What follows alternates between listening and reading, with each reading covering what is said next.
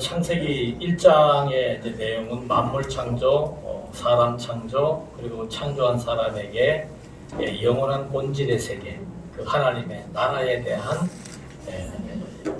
복을 주시고 약속을 하셨다. 근데 그 복이라고 하는 것이 이제 그 복을 이제 저희들은 언약이라는 개념으로 설명을 하고 있는데 그 이유가 있습니다. 그 복이라고 하는 것은 하나님의 그 명령이에요. 명령, 생육하라, 번성하라 이렇게 명령을 했는데 그 명령은 내가 이 사람에게 명령하는 그런 개념이 아닙니다. 그러니까 하나님의 명령문이라고 하는 것은 그 히브리어 사역동사라 그래가지고 말을 한 사람이 번성하라고 말한 사람이 번성하도록까지 섭리해 나가시는 그런 의미를 갖고 있기 때문에 그걸 하나님께서 우리는 말씀했다라고 했을 때 그 말씀 명령은 하나님이 그렇게 하겠다고 약속하신 것을 반드시 이루신다라고 하는 그런 뜻을 담고 있기 때문에 아담에게 복 주었다. 그 복은 언약이다. 이렇게 이제 얘기를 하는 것으로 이해를 하시면 되겠습니다. 그래서 1장에서 하나님께서 이제 아담에게 그런 그 복을 주셨고 그 복의 내용이 이제 방금 말씀드린 대로 이 하나님의 나라입니다. 그 복에 대한 뜻이 언약과 성취, 말씀하신 대로 이루신다라고 하는 절대 명령의 의미를 담고 있고 그 복을 실현하는 방법은 이제 생육하고 번성하는 그런 형식을 통해서 하나님께서 하나님의 아들들을 계속해서 번성시켜 나가는 그래서 하나님 나라의 백성을 삼으시는 이렇게까지 이 전개를 해나가시는 거죠. 자, 1장에서 이렇게 만물을 창조하고 사람을 창조하고 복을 주셔놓고 2장으로 딱 넘어오니까 이제 창조가 종결이 되었습니다. 하나님이 이제 창조를 딱 이제 끝내놓고 나니까 하나님이 뭘 하시는가 하면은 안식하셨다 그럽니다. 자, 이제 이것도 논란이 많죠. 하나님이 안식했다는 게 하나님이 쉬었다는 건데 왜 쉬었을까? 하나님이 우주와 만물을 창조하니까 이게 너무 힘이 들어서 쉬신 걸까? 이렇게 일반적으로 생각하는 경향도 있습니다만은 성경에서 말하는 안식이라고 하는 것은 하나님 나라의 상태를 안식이라고 얘기합니다. 그러니까 안식이라는 말은 쉰다는 뜻이에요. 그러니까 지금도 우리도 마찬가지입니다. 여러분 우리가 구약적 안식을 지키는 건 아니지만은 여러분들이 마음에 쉼을 얻잖아요.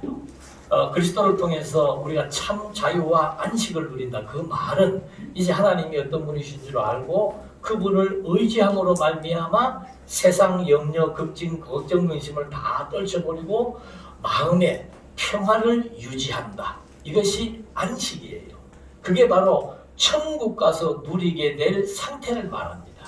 그래서 바울은 하나님의 나라는 먹는 것, 입는 것에 있지 않고 의와 희락과 평강이라고 얘기를 하죠. 그러니까 하나님의 나라는 뭔가? 그 하나님의 나라의 상태는 뭔가? 그 하나님의 나라는 의는 하나님의 뜻입니다. 하나님의 계획에 의해서 세워진 나라이며 그 세워진 나라의 상태는 기쁨과 평강이라 이거죠. 그러니까 지금도 우리가 살면서 마음의 평안이 유지되는 것은 하나님 나라를 누리는 삶이고 마음의 걱정과 근심과 염려로 가득 차는 것은 그 하나님의 나라 천국 백성이 천국을 누리지 못하고 살아가는 삶의 상태를 말하는 것처럼 자, 이 창조 세계를 만들어 놓은 창조 세계는 하나님 나라의 원형입니다. 다시 말해서 이 영원한 하나님의 나라를 우리에게 보여주는 나라의 원형이에요. 그러니까 창조가 나라와 관련되어 있다는 사실을 이제 창조를 통해서 우리에게 보여주었습니다. 그 다음에 아담에게 뭘 주었다 그랬습니까? 복을 주었다 그랬죠. 그 복은 바로 나라에 대한 약속입니다. 나라의 원형, 피조 세계를 만물을 창조하시면서 나라에 대한 원형을 우리에게 보여주었고 그 다음에 아담에게 복을 주시면서 그 나라의 내용을 우리에게 설명해 주셨고 그 다음에 이렇게 복을 받은 아담이 그 나라를 누리는 그런 천국 백성의 상태로서의 삶은 뭔가? 그건 바로 안식이다. 이런 맥락 속에서 창조를 통해서 나라에 대한 원형을 제시해 주었고 아담에게 복을 주심으로써 하나님 나라에 대한 약속을 해주셨고 그 나라의 상태가 안식이라고 하는 것을 하나님이 직접 안식의 원형을 보여주심으로써 하나님의 나라는 정말 의와 희락과 평강이구나. 하나님에게 복을 받은 아담이 누릴 수 있는 심령의 상태는 의와 희락과 평강이구나. 그게 안식의 의미라고 하는 사실을 우리에게 확인시켜 줍니다. 그 다음에 두 번째가 이제 첫 번째가 안식의 내용이 나오고 두 번째가 인간을 생영체로 만드신 내용이 나옵니다. 1장에서는 하나님께서 형상과 모양대로 만들었다고 했죠. 형상과 모양대로 만들었는데 2장에서는 살아있는 영적 존재라고 하는 사실을 여기서 설명을 해줍니다. 그러니까 인간의 그 본질은 하나님의 아들입니다. 인간의 본질은 하나님의 아들이에요. 왜? 하나님의 형상과 생기로 만들었기 때문에 하나님의 아들이고 그렇게 만들어진 하나님의 아들, 즉 인간의 성격은 살아있는 영적 존재라고 하는 겁니다. 생명이라고 하는 거예요. 그러니까 살아있다라고 하는 것은 반대로 무슨 가능성이 있는 겁니까? 죽을 가능성이 있는 거예요. 그래서 아담을 여기서는 생명이라고 만들어 놓았는데 이 생명의 성격은 삶과 죽음을 함께 공유하는 죽음의 개연성을 가지고 있는 것이 생명, 살아있는 영적 존재가 되는 겁니다. 그 이유는 이제 바로 3장에서 나와요.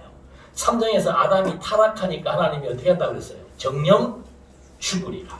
뭐를 죽이는 겁니까?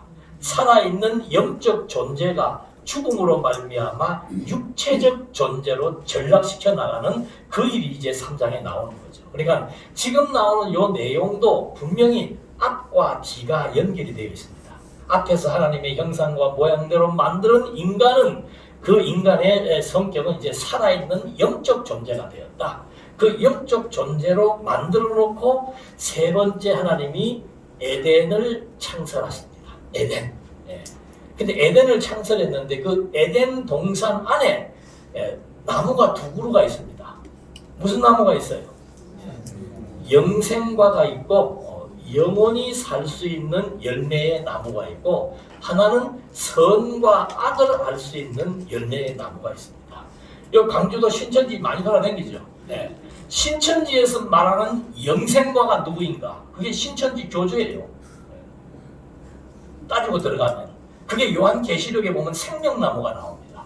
그 생명나무가 이제 근데 성경을 해석할 때 이게 가짜인지 진짜인지를 가늠할 수 있는 핵심은 뭔가? 구약 성경을 해석할 때 반드시 누구를 중심으로? 그리스도를 중심으로 해석을 해야 돼요. 모세가 그리스도에 대한 모형입니다. 엘리야가 그리스도에 대한 모형이에요. 뭐 선지자가 막 표적을 행했다, 기적을 행했다, 막 엘리사가 막 하늘을 열고 기도하니까 하늘에서 뭐가 와요? 비가 왔죠. 여러분 비 안 올 때 기도하면 비 옵니까? 안 옵니까? 안 와요. 죽은 아들을 두고 막 기도하니까 죽은 아들이 살아나요? 안 살아나요? 구약에는 살아나잖아요. 지금은 어때요? 살아난 얘가 한 번도 없어요. 거짓말이에요. 살아났다는 거는. 그러면 구약에서 엘리야가 기도할 때 죽은 아들이 살아난 것은 누구를 가리키는 겁니까? 그리스도가 오셔서 죽은 나사로를 살리시는 것처럼 그리스도가 오셔서 영적으로 죽은 우리들에게 새 생명을 얻게 할 표적의 역사라고 해석을 해야 된다 이 말입니다. 쉽게 얘기하면은. 그러니까 뭐 구약 성경에 생명나무가 어떻고 뭔 나무가 어떻고 얘기를 해도 그걸 어디에다 초점을 맞추는가? 그것만 보면은 3단인지 4단인지를 알 수 있는 거예요. 신약도 마찬가지예요. 여러분 신약을 설교했던 내용을 보면 사도행전에 설교의 모델이 다 나옵니다. 여기 혹시 목사님들 계시면 설교 어렵게 할 필요 없습니다. 구약 성경을 가지고 결론은 누구입니까? 예수 그리스도예요. 구약 성경에서 아담과 노아와 아브라함이 나오고 그 아브라함을 통해서 이제 이스라엘이 나라가 창건되었고 창건된 그 나라의 혈통을 따라서 예수가 왔으므로 예수는 구약에서 보내시겠다고 언약하신 하나님의 아들 그리스도입니다. 이게 신약에서 신약 현 시대에서 구약 성경을 가지고 해석하는 해석의 아주 핵심적인 원리다 이 말입니다. 신약 성경 가지고도 항상 증거돼야 되는 것은 예수가 어째서 그리스도인가? 이 교회의 주인이 누구인가? 이 교회의 머리는 누구인가? 우리는 그 교회의 지체라고 하는데 지체라고 하는 것은 도대체 어떻게 생존하고 어떻게 살아가는가? 그런 원리를 그리스도 중심으로 해석하는 거예요.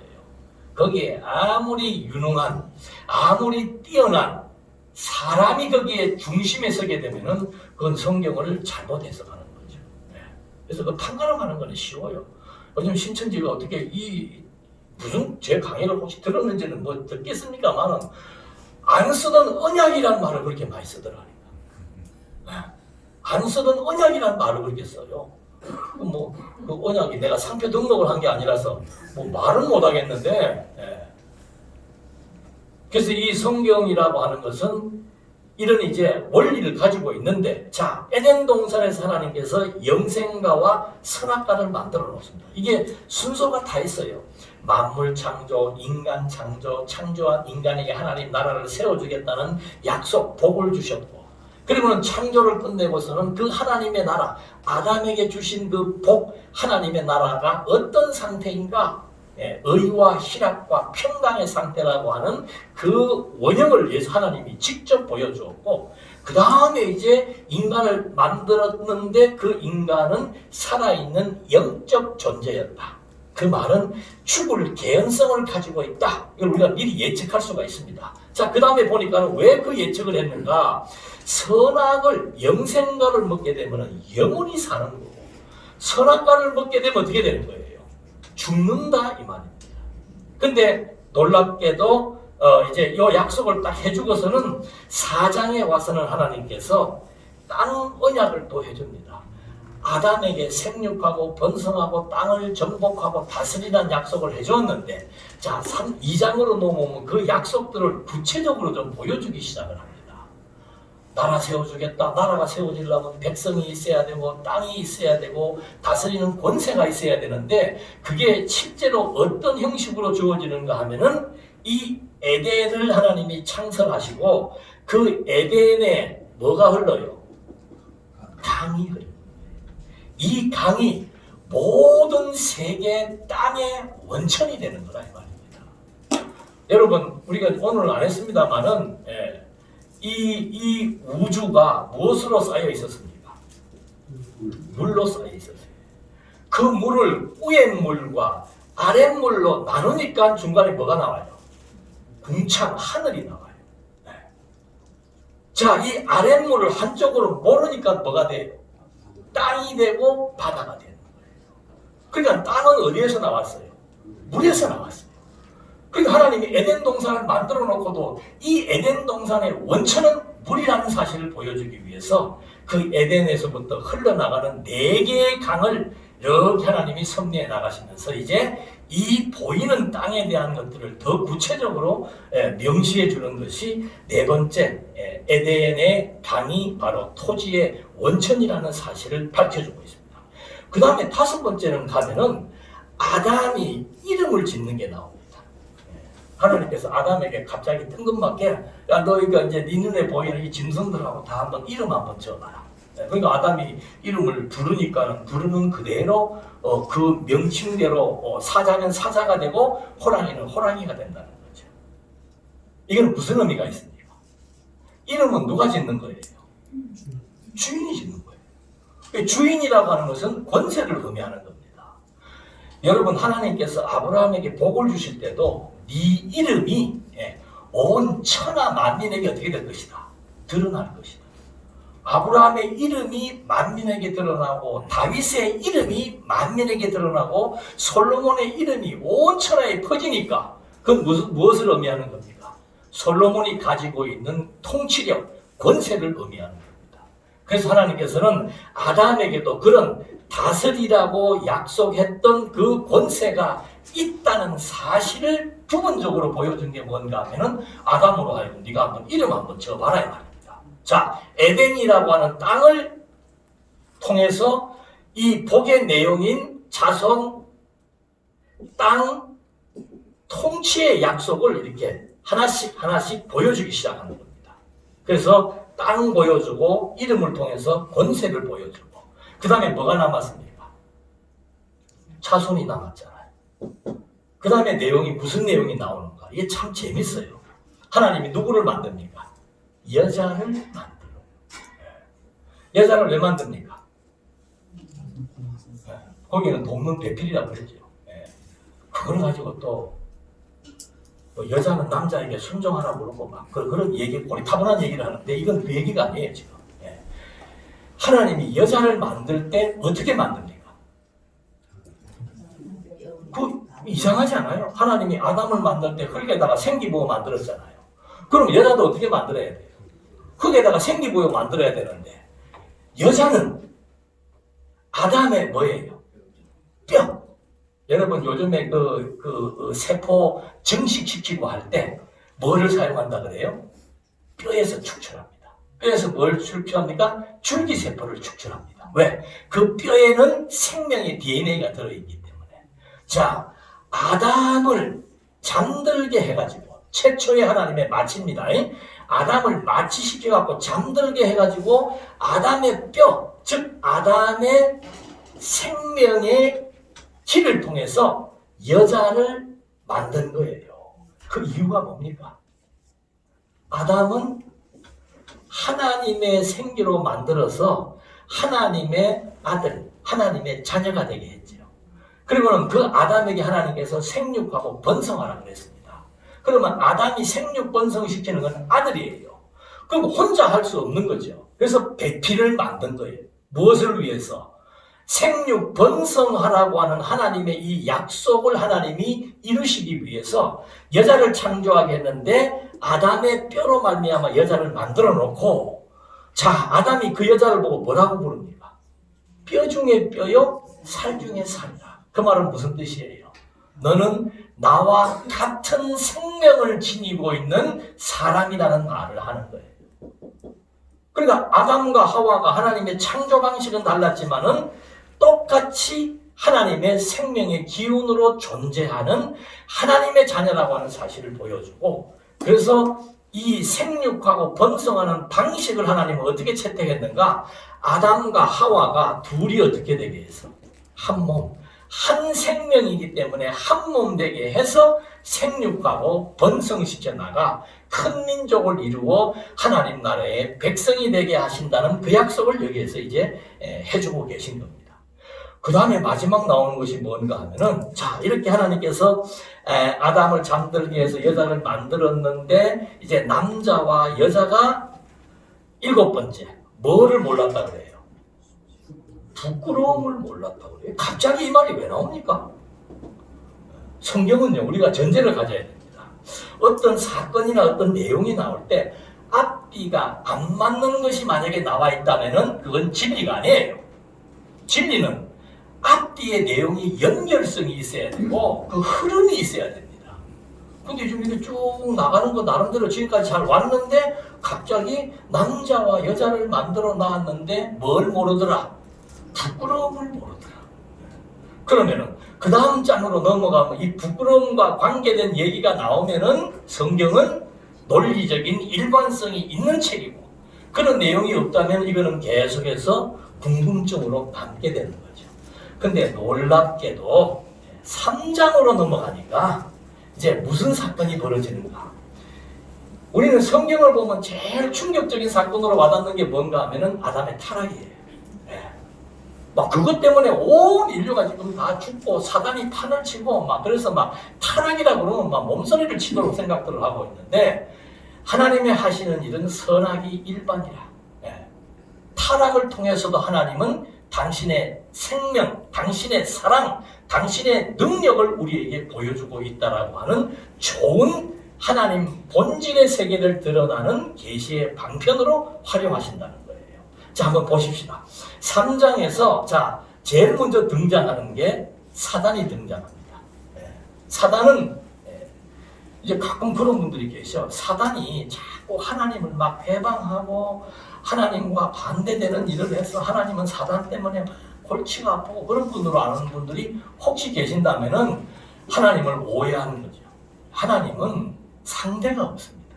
그래서 우리는 하나님을 절대자라고 부르는 거예요. 절대라는 뜻은 상대가 없는 겁니다. 우리 피조물은 상대적인 존재이기 때문에 내가 있고 너가 있어요. 그래서 비슷한 사람들이 있다는 거예요. 근데 하나님은 절대자이기 때문에 당신하고 상대를 겨룰 사람이 겨룰 존재가 아무것도 없습니다. 그래서 우리는 그분을 전지, 전능, 절대, 능력 이런 말을 쓰는 이유가 뭔가? 하나님 외에는 다른 신이 없단 말입니다. 그래서 율법에 제일 먼저 나오는 게 뭔가? 하나님은 절대자이기 때문에 어떤 신들도 옆에 두고 견줄 그런 대상이 아니다. 그걸 먼저 확인시켜 주는 것처럼 성경 창세기 3장에 보면은 사단은 그냥 나타났어요. 피조물이에요. 피조물이에요. 성경대로 해야 돼. 성경대로. 사단은 하나님이 만든 피조물 중에서 가장 어떤 동물이다? 강교한 동물이다. 하나님이 사단을 만들었지. 이거는 다음에 하고. 자, 사단을 만들어 놓고 그 사단이 하와를 유혹을 하지요. 그리고 하와는 또 아담을 끌고 가서 같이 공범이 되어가지고 사단이 시키는 일이 뭡니까? 선악과 먹으라는 겁니다. 하나님은 선악과 먹지 마라. 사단은 선악과를 먹으라. 근데 아담과 하와는 사단의 유혹에 따라가지고 선악과를 먹게 됩니다. 선악과를 먹게 되면 어떤 현상이 나타나는가 하면은 첫째, 눈이 밝아져요. 눈 밝아지는 거 좋아요, 안 좋아요? 나이 들면은 이거 백내장 오고 눈이 침침한데 선악과 드시기 바랍니다. 선악과를 먹으면 눈이 밝아져요. 두 번째는 선악과를 먹으면 하나님과 같이 되어져요. 세 번째는 선악과를 먹으면 선과 악을 알게 된다 이 말입니다. 이걸 풀면은 돼요. 이게 지금 같은 다 맥락의 얘기예요. 여기 제일 쉬운 얘기는 하나님과 같이 된다는 얘기예요. 그러니까 피조물 인간은 창조주 하나님을 힘입어서 존재합니다. 여러분 인생이 왜 허무한 줄 아십니까? 그 전도서 기자가 말하고 있는 거예요. 이 땅에 해 아래 있는 모든 세계가 헛되도다. 왜냐하면 이 해 아래 세계의 모든 일은 인간의 생각과 계획대로 되지 않고 반드시 창조주 하나님의 뜻대로만 된다. 이것이 오라 통제라. 왜 어떻게 내 생각대로 되는 것이 없냐? 여러분 혹시 그래서 좌절하십니까? 내 생각대로 안 되는 그 일은 누구 생각대로 되는 거예요? 하나님 생각대로 되는 거예요. 지금 내 생각대로 일이 꼬이고 있다. 그거는 반대로 말하면 하나님의 생각대로 일이 어떻게 되고 있다? 만사 형통하고 있다는 것을 알면 된다 말입니다. 우리가 왜 그런 갈등을 겪는가? 우리의 선조인 아담과 하와 여사께서 뭘 드셨기 때문에? 선악과를 먹었기 때문에 자기가 하나님의 자리에 앉아가지고 자기가 좋고 나쁜 것을 판단하는 거예요. 이 일은 이렇게 되면 좋고 저 일은 저렇게 되면 싫다. 근데 하나님은 반대라. 이 일은 이렇게 되는 게 싫고 저 일은 저렇게 되는 게 좋다는 거죠. 그래서 하나님의 뜻과 사람의 생각이 동에서 서가 먼 것처럼 아주 극과 극이 돼버리는 거예요. 이게 타락의 결과입니다. 그러니까 타락한 인간이 불행한 이유는 안 되는 것을 자꾸 되게 하려는 거예요. 사람이 아무리 자기의 길을 계획할지라도 그 일이 되고 안 되는 것, 걸음을 옮기시는 분은 하나님밖에 없는 거예요. 그리고 여러분 하나님을 믿는다는 것은 왜 좋은가 하면은 고집을 부린다든지 이런 일은 이렇게 돼야 된다고 밤잠을 못 잔다든지 그런 일이 없어요. 왜? 내가 밤잠 못 자고 막 몸부림을 친다고 그 일이 됩니까? 안 됩니까? 그거는 하나님의 뜻대로 되게 되어 있는 일이에요. 그래서 우리가 하나님을 바로 믿게 되면 마음이 편한 이유가 왜 편한가? 내일 일에 대해서 걱정할 게 없어. 왜? 하나님의 뜻대로 만사를 아름답게 승리해 나가시는 분이 나의 아버지, 나의 하나님, 내 의지의 대상, 그것만 확실하게 정립되면은 인생살이 정말 쉽고 편안하고 행복하고 즐겁게 산다는 거예요. 그 원흉이 지금 누군가 하면 이 사람이라니까. 사단과 아담과 하와 3인의 공동작품이 바로 뭔가 주제넘은 인간이, 무능력한 인간이 하나님의 자리에 앉아가지고 하나님처럼 눈이 밝아졌다라고 하는 것은 선과 악을 보는 판단의 눈이 밝아졌다. 누구의 중심으로? 인간 중심으로 모든 것을 판단하고 결정하고 측정하고 분별하는 그런 잘못된 시각이 밝아져 버립니다. 자, 우리가 어디에서 봤습니까? 2장에서 마지막 부분에 보니까는 하나님이 여자를 만들어놨는데 그 여자가 뭘 모르더라? 부끄러움을 모르더라. 이 말로 또 여자는 부끄러움이 있다 없다 이런 식의 해석은 아니다. 부끄러움을 몰랐다. 그 말이 도대체 무슨 뜻인가? 선악과를 먹기 전에는 하나님과 같은 판단과 생각을 했기 때문에 수치, 부끄러움이 없는 거예요. 하나님이 좋아하는 것 같이 좋아하는데 인간이 선악의 주체가 되어버리니까 하나님이 싫어하는 것을 내가 하게 되니까 그걸 자꾸 뭐 하고 싶은 거예요? 감추고 싶은 거예요. 그래서 타락한 아담과 하와가 제일 먼저 감추기 위해서 만든 옷이 뭡니까? 무화과로 만든 거예요. 그거 보기 감춰집니까? 여러분 손바닥으로 하늘을 가린다고 가려져요? 그래서 하나님께서 더 완벽한 최초의 가죽옷 그걸 만들어가지고 아담에게 입혀주면서 아담이 정말 인간이 하나님의 자리에 앉아가지고 하나님 행세를 하려니까 하나님 보기에 얼마나 부끄럽겠어요. 그래서 그 수치를 하나님이 일단 가려주면서 왜? 하나님의 아들이니까 이제 계속해서 그 다음에 섭리가 진행되게 되는 겁니다. 그래서 이 눈이 밝아져서 자기들이 벗은 줄을 알고 부끄러워하더라. 이게 통일교가 생기게 된 근간이 된 겁니다. 그 이제 다음에 또 비교 종교할 때 말씀을 드립니다만은 이게 뭐 발가벗은 줄로 알고 부끄러워져 이게 육체적 생각을 가지고 얘기하는 게 아니에요. 그래서 그런 상황 가운데서 지금 이제 인간이 옳고 그름, 좋고 나쁨의 기준자가 되었는데 그 기준이 하나님 앞에 서보니까 정말 수치스럽고 부끄러운 인간의 모습인 것을 확인해야 되었다는 그런 뜻이 됩니다. 그러니까 하나님께서 이제 이걸 심판하시는 거죠.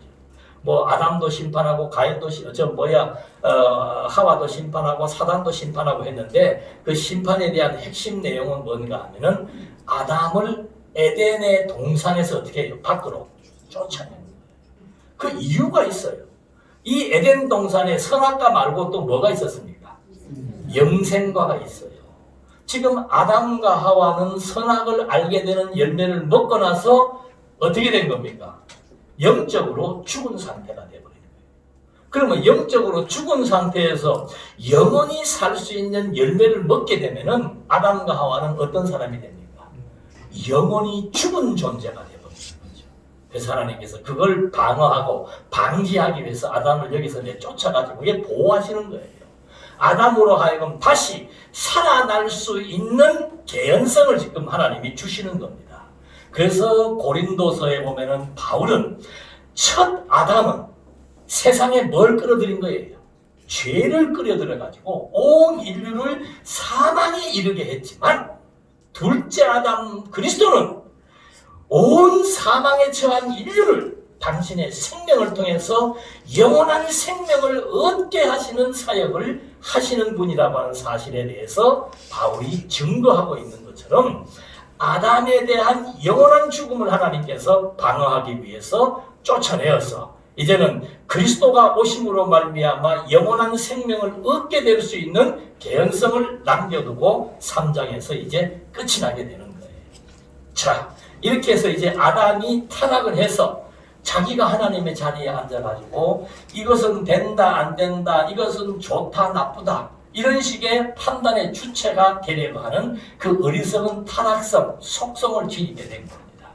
그래가지고 자식을 놓은 거예요. 그게 4장입니다. 자식을 놓았는데 누가 나오는 거예요? 가인과 아벨이 나오는 거예요. 자, 여기에서 우리가 중요한 몇 가지의 질문 사항이 있습니다.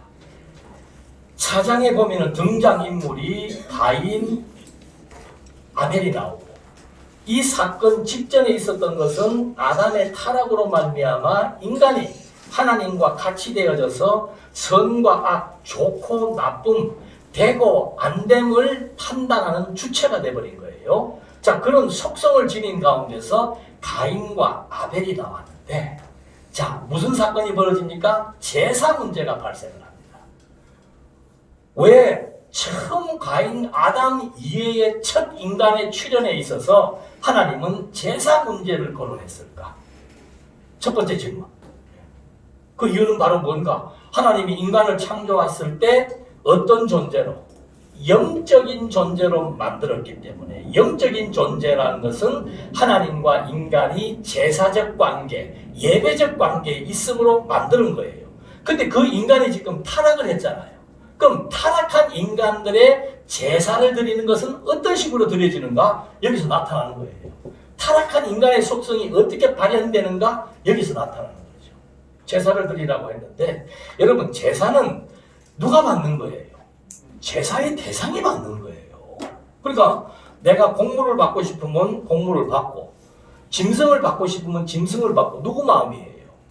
제사 받는 하나님의 마음이에요. 하나님 당신 좋은 대로 제물을 취할 수가 있는데, 가인은 아담의 피를 따라가지고 죽은 생명의 기운을 갖고 타락한 속성을 가지고 있는 가인이 자기의 제물을 받지 않는 것에 대해서 뭐 하는 겁니까? 분노하는 거죠. 네. 여러분, 우리 불신앙 그러면은 뭐 예수 안 믿는 게 불신앙, 그것도 불신앙이지만은 우리가 분노하는 것도 뭐예요? 왜 분노합니까? 내 마음에 안 드니까. 왜 자식을 보고 화를 내는 거예요? 내 마음에 안 드니까. 근데 그 자식은 누구의, 엄밀히 말하면 누구의 자식이에요? 하나님의 자식입니다. 그 자식의 장래를 누가 다 계획을 해놨습니까? 근데 주제는 게 아버지와 엄마가 그 자식의 장래를 재단을 하고 이 자식을 이렇게 키워야 되겠다고 생각을 하면서 자식을 그렇게 몰아간다는 거예요. 근데 그렇게 말을 안 들으니까, 자식이 말 들어요, 안 들어요? 안 듣게 돼. 나도 말 들어요, 안 들어요? 인간은 누구나가 다 타락성을 가지고 있기 때문에 말을 안 듣습니다. 자기도 말 안 들으면서 자식 보고 말 안 듣다 그러면 되는가? 요새는 뭐 자식 갖고도 자 그렇지만 남편과 아내 사이도 그래. 요새는 아내가 우위에 있잖아요. 그러니까 남편 보고 맨날 뭐라 그래요? 말 안 듣는다고 뭐라 한다.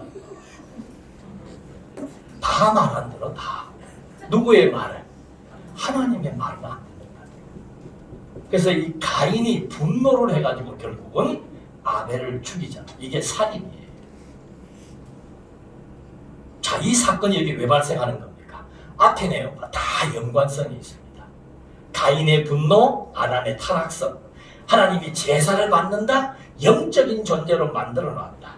그런데 영이 살아있을 때에 드릴 때의 제사라고 하는 것은 기쁨과 감사와 평강이 넘치는 거죠. 죽은 영이 드리는 제사는 시기와 질투와 분노가 발생하게 된다 이 말입니다. 그래서 결국은 가인이 자기 제물을 받지 않은 하나님에 대한 대항으로서 아벨을 죽여버리는 거예요.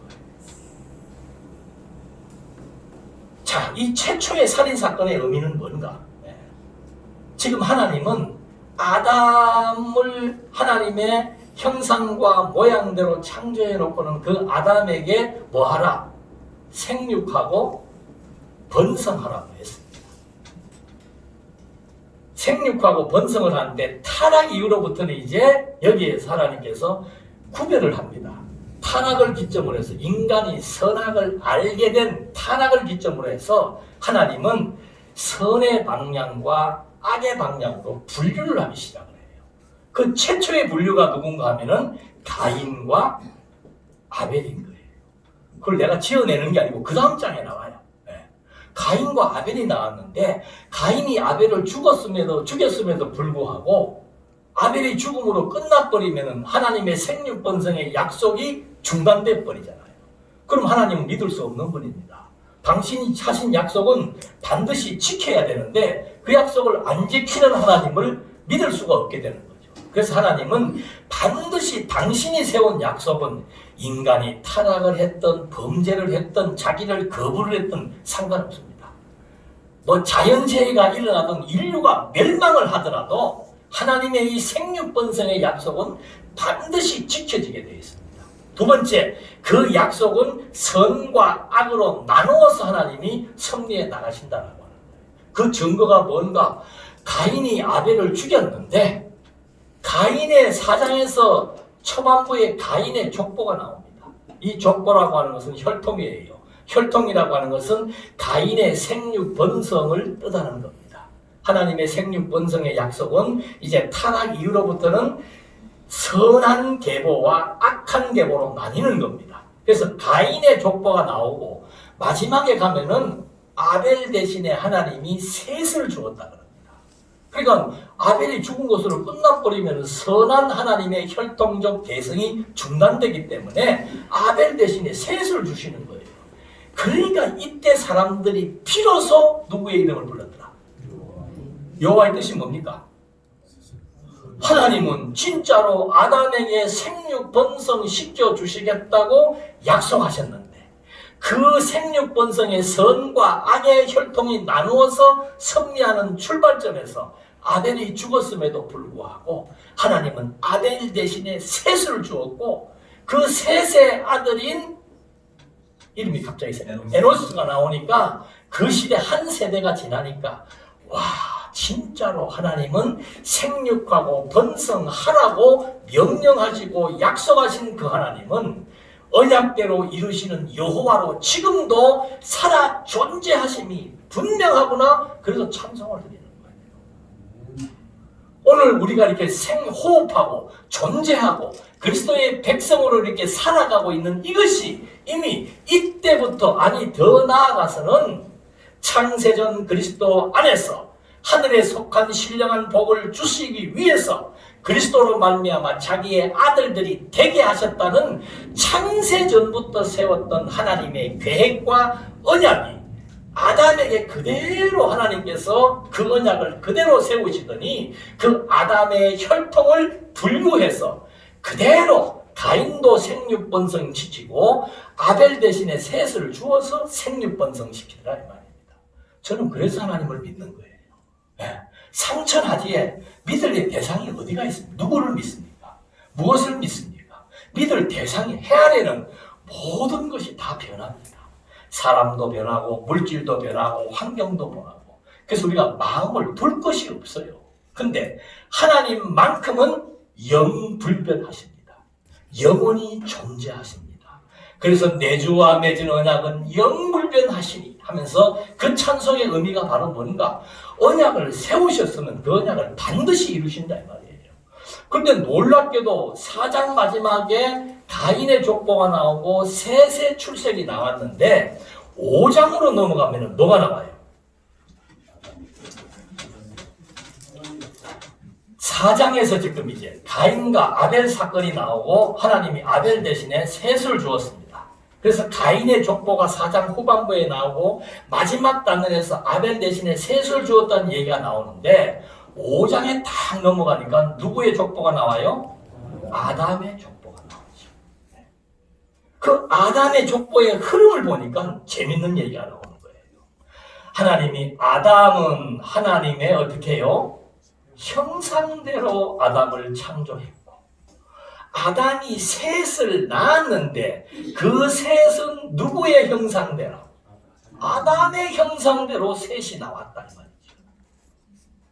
그 말은 무슨 뜻입니까? 하나님이 아담을 하나님의 생명의 기운으로 하나님의 아들로 만들었는데 그 아담이 낳은 셋도 역시 아담의 형상을 닮은 아들을 낳았더라. 그리고는 이 족보에서 쭉 제일 마지막에 누가 나와요? 노아가 나옵니다. 6장에 누가 등장합니까? 노아가 등장하는 거예요. 이게 이런 너무 이게 기가 막히게 앞뒤가 맞으니까 자유주의 신학자들은 성경은 인간이 짜맞춘 것이다 그래요. 네. 그렇게까지 얘기하면 할 말은 없죠. 알아서 생각하는 건데 지금 이 6장으로 넘어가게 되면 이제 이렇게 하나님께서 5장에서 아담의 족보를 열거합니다. 아담의 족보를 열거하는 이유는 뭡니까? 1장에서 아담에게 뭘 주신 거예요? 복을 줘. 생육하고 번성하라. 자, 아담이 타락한 이후로부터는 선한 혈통, 악한 혈통으로 구분을 지었습니다. 이걸 족보를 통해서 증명해 준 거예요. 그런데 6장으로 딱 넘어가니까 인류가 무슨 범죄를 저지릅니까? 아담은 자기 중심의 판단에 의해서 분노하면서 아벨을 죽였지요.